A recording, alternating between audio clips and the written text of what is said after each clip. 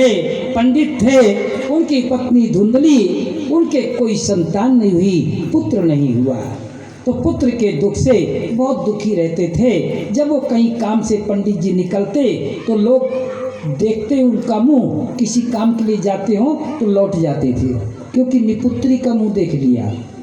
निपुत्री, जिसके पुत्र नहीं है उसका मुंह देखना भी पाप हो जाता है। निपुत्री का, निपुत्री जिस स्थान पर बैठ जाता है वो स्थान भी अपवित्र हो जाता है। कैसे?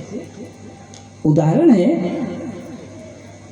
कि एक बार, यहीं पर रुक जाइए, बढ़िया यही सुर में, कि एक बार भूपत मन माही, एक बार भूपत मन माही, एक बार भूपत मन माही, एक बार भूपत मन माही, ये करानी मोरे सोते नानी,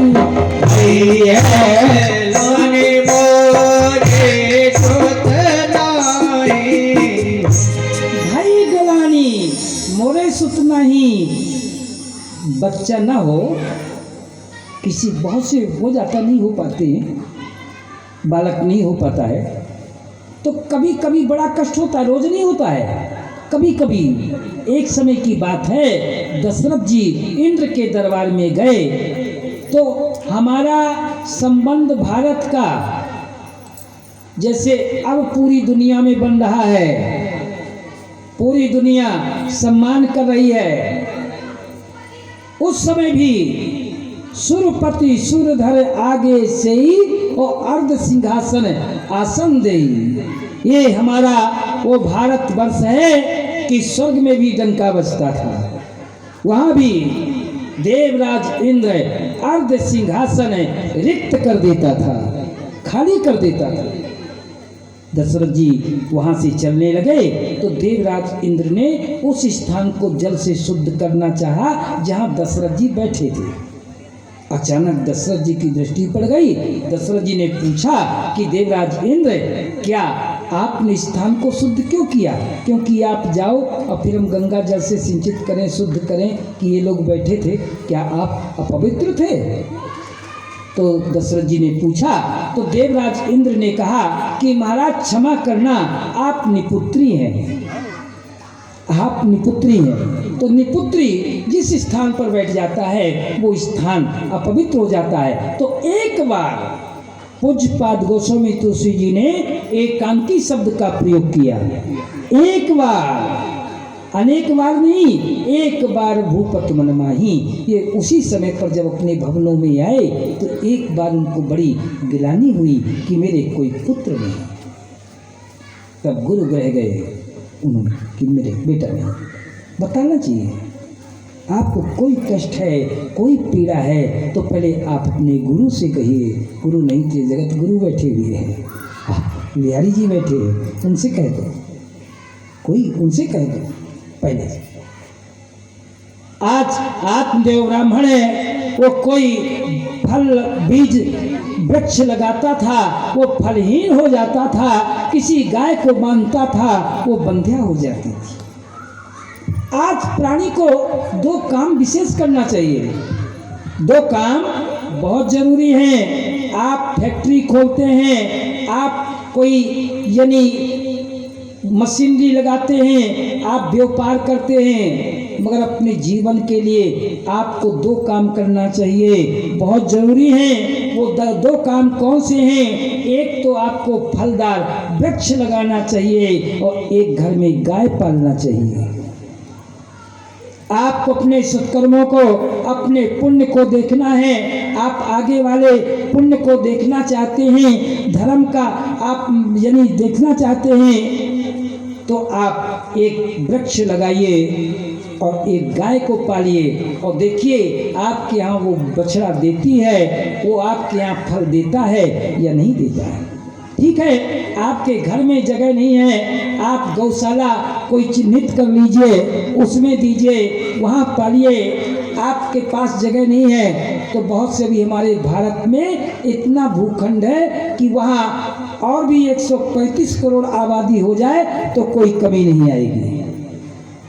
हमारे भारत देश में इतनी पृथ्वी है, पृथ्वी माता है जो आश्रय देने में सक्षम है। इतनी उसमें उदारता है, इतनी गंभीरता है, इतनी उसमें शक्ति है कि पृथ्वी समस्त जगत के बोझ को वह स्वतः ही बोझ को वह स्वतः धारण करती है, पृथ्वी माता।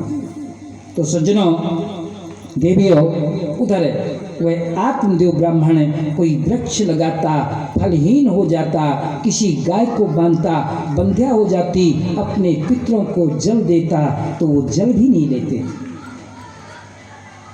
पित्र कितना भी 16 कनागत दो, मगर पुत्र के न होने, वह कोई व्रत करता, कोई दान करता, वो सफल नहीं होते थे। बड़ा चिंतित हो गया, उसने विचार किया ऐसे जीने से तो मरना ही बेहतर है, चल दिया आत्महत्या करने के। कभी कभी व्यक्ति उन्मादी हो जाता है तो आत्महत्या भी करता है। ये नई परंपरा नहीं है, प्राचीन है, आज भी लोग करते हैं आत्महत्या करने की। एक सरोवर में गया, कूदने लगा, एक संत की दृष्टि पड़ गई। संत ने कहा, ठहरो ठहरो, रुको। संत कौन है जो मरते को बचाए? एक संत जी थे, त्रिवेणी प्रयाग में, गंगा प्रयागराज में वह गोते लगा रहे थे तो अचानक उन्होंने देखा एक बिच्छू बहता आ रहा था। तो उस बिच्छू को संत जी ने बचाना चाहा। संत जी जैसे बिच्छू को लेते डंक मार देता। उनके कुछ शिष्य गण देख रहे थे इस दृश्य को। उन्होंने सोचा कैसे गुरु जी हैं, संत जी हैं, बिच्छू डंक मार रहा है, ये उसको बचा रहे हैं। संत जी अपने प्रयास करते रहे, वो सफल हो गए, बिच्छू को बचा लिया। मगर ये प्रश्न हुआ कि आप ऐसा क्यों कर रहे थे? तो उन्होंने कहा कि देखो, उसका स्वभाव था डंक मारने का, परंतु मेरा भी स्वभाव है उसको बचाने का। भाई, आपका भी तो स्वभाव है कि प्रसारण करना है, इसलिए संत का स्वभाव है बचाने का, आपका ये स्वभाव है। अब आपको कोई कहे कि बार बार पंडित जी आते कथा सुनने चले जाते हो, भाई ये तो आपका स्वभाव है। आप तो कथा सुनेंगे, आप सत्कर्म करेंगे, क्योंकि ये आपकी आदत में आ गया है। किसी की आदत हो जाती है गाली देने की, आज भी बहुत से लोग ऐसे हो जाते हैं कि उनकी आदत हो जाती है, स्वभाव हो जाती है, वो लड़ाई करेंगे, चाहे पंडित जी आ जाए, चाहे कल आए, चाहे परसों आए, भाई उनका स्वभाव है, कोई बात नहीं है। तो इसलिए उस समय वह आवाज़ देते हैं, संत जी ठहरो। संत जी से निवेदन करने लगे वह आत्मदेव ब्राह्मण कि क्या बात है, आपने मुझको क्यों रोका? तो उन्होंने कहा कि सुनो, क्यों मर रहे हो, आत्महत्या क्यों कर रहे हो? उन्होंने कहा कि मेरे कोई पुत्र नहीं है, मेरे कोई बेटा नहीं है, इसलिए आत्महत्या कर रहा हूँ। संत जी ने कहा कि भैया सुनो, पुत्र ही सब कुछ नहीं है, पुत्र ही सब कुछ नहीं है। यदि पुत्र कहीं कुपुत्र हो गया तो फिर क्या करोगे? आपने जिस पुत्र के लिए लाखों करोड़ों बनाया, जमीन जायदाद बनाया, अब वो कहीं कुपुत्र हो गया, दूसरों की हत्या करेगा, जाके धन को बिगाड़ेगा, तो जो आपने बनाया है वो सब वैसे ही चला जाएगा। जिसको बड़े आपने बनाया तो उस समय पुत्र ही सब कुछ नहीं है। क्यों? हे ब्राह्मण गलत ख्याल तेरा, पुत्रों से नाम नहीं चलता। हे ब्राह्मण गलत ख्याल तेरा, पुत्रों से नाम नहीं चलता। हे ब्राह्मण गलत तेरा, पुत्रों से नाम नहीं चलता।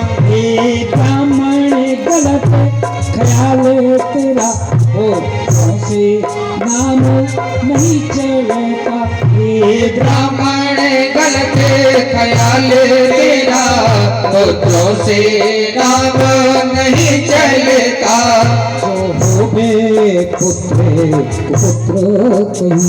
वो होवे पुत्र कहीं, जो होवे पुत्र कहीं, जो होवे पुत्र कहीं। तो मूंगे छाती पैदल का, जो होवे पुत्र कहीं, तो मूंगे छाती पैदल का, जो होवे पुत्र कहीं, मूंगे छाती पैदल का, जो होवे। इसलिए यदि कहीं कुपुत्र हो गया फिर क्या करोगे? रोजाना मारेगा, भगाएगा, कहीं जाके उस वृद्धाश्रम में रहना पड़ेगा। वृद्धाश्रम में आजकल बहुत बन रहे हैं वृद्धाश्रम, मगर वहाँ भी पूछ लेते हैं पेंशन मिलती कि नहीं मिलती है। हाँ, पूछ लेते हैं। बोलिए भक्त भगवान की जय। आत्मदेव जी ने कहा, संत ने कहा, हे ब्राह्मण, मैंने आपकी ललाट रेखाओं को देखा है, सप्त जन्मावधि तब पुत्रो नैव च नैव च। एक जन्म क्या, 2 जन्म क्या, 7 जन्म। ये भी भगवान की कृपा होती है कि कौन के बाप बेटा किसके हो जाए। भाई इस जन्म में बेटे का सुख होगा तो ठीक है, नहीं फिर भी जन्म मिलते। ये तो हम आप लोग कई बार जन्म ले चुके हैं, कई बार मिलेंगे और मिल रहे हैं। हमने कहाँ जन्म लिया? चित्रकूट यहाँ से 650 किलोमीटर दूर है, 650 किलोमीटर दूर है। जब हम रात भर चलते 15-16 घंटे में, जो सुपर फास्ट एक्सप्रेस होती है उसमें पहुँच पाते हैं, 15-16 घंटे लग जाते हैं। कहाँ हमने जन्म लिया, कहाँ हम यहाँ पर आए हैं। ये भी हमारा आपका किसी न किसी जन्म का संस्कार है। हम आपको कथा सुनाएंगे, आप हमारे द्वारा सुनेंगे, फिर कहीं जन्म लेंगे, फिर मिलेंगे। इसलिए आत्मदेव ब्राह्मण से कहा, हे आत्मदेव ब्राह्मण, पुत्र ही सब कुछ नहीं है। पुत्र की आवश्यकता क्यों होती है? कि वो अग्नि संस्कार करेगा। मानव के 16 संस्कार हैं, तो मृत्यु के पर्यंत के जो संस्कार हैं कि वो अग्नि संस्कार करेगा, वह पिंडदान करेगा, श्राद्ध करेगा। और यदि ऐसा नहीं किया तो मरने के बाद नहीं ब्राह्मण जी माया, नहीं पिंडदान किया, नहीं श्राद्ध किया। इसलिए शरीर का एक नाम पिंड है। इससे दान पुण्य करते रहें आप लोग, और आप लोगों को भगवान की कृपा भी है। ऐसा नहीं है ये आपके कटारा कॉलोनी में, ये यहाँ इस स्थल में ये तीसरी बार भागवत हो रही है, और आप 3 बार सहयोग दे रहे हैं। तीसरी बार देंगे, अब 2 बार दिए हैं, अब खूब दिया है, दिल खोल के दिया है, आपने दोनों हाथों से दिया है। तो अब आप, यदि आपको कोई घाटा पड़ा हो, आपको कोई परेशानी हो, तो आप हमारे पास में आके कह सकते हैं, ये शिकायत कर सकते हैं। आपको भगवान ने दूना दिया होगा, और जो देंगे वो फिर देंगे आपको। ठाकुर जी कोई कमी नहीं रखेंगे। ये हमारे ठाकुर जी में विशेषता है, हमारे भागवत जी में विशेषता है कि जिस क्षेत्र में, जिस जगह में अभी 6 महीने पहले ज्येष्ठ के महीने में नगला कमाल में कार्यक्रम हुआ था। जीवन में हम 30 साल से यहाँ आपके रूपवास वहीं से आते नगला कमाल होके, तो एक दिन विचार आ गया कि नगला कमाल में तो धन्य है नगला कमाल वाले, कमाल कर दिया था, कमाल कर दिया। 25 मन के पुआ हुए ये साउंड वाले, यहीं के आपके सरिंधी के परमार साहब हैं, ये जानते, उन्होंने साउंड लगाया था। 31,000 हमको विदाई में दिया, और रोजाना के खूब आनंद आया। बोले पंडित जी, हमने जीवन में पहली बार ऐसे सुना। तो ठाकुर जी की कृपा, सब चमत्कार हुआ वहाँ कभी भागवत सफल नहीं होती थी। कई भागवत हुई, उनमें अनिष्ट हुआ, परेशानियाँ हुई, किसी में तूफान आया, किसी में कोई हुआ, मगर ये पहली भागवत थी जो कि आज भी वहाँ लाखों रुपए बचा है, उसको मंदिर के लिए दे आए कि ये आप मंदिर बनवाओ। आज अभी 6 महीने हुए आपके यहाँ रूपवासी हुई थी, ये इस 1 साल में ये तीसरी कथा है हमारी। बोलिए भक्त भगवान की जय। गोविंद हरे गोपाल हरे, जय जय प्रभु दीन दयाल हरे। गोविंद हरे